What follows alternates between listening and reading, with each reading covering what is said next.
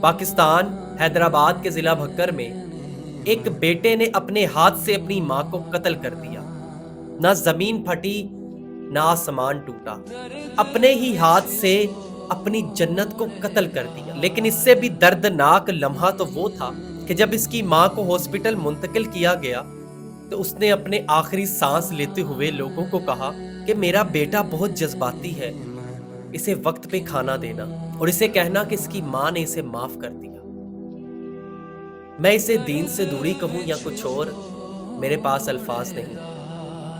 ابھی اس خبر کی مزید تفصیل میرے پاس نہیں آئی کہ اس نے اپنی ماں کو کیوں قتل کیا، اور نہ میں یہ وجہ جاننا چاہتا ہوں۔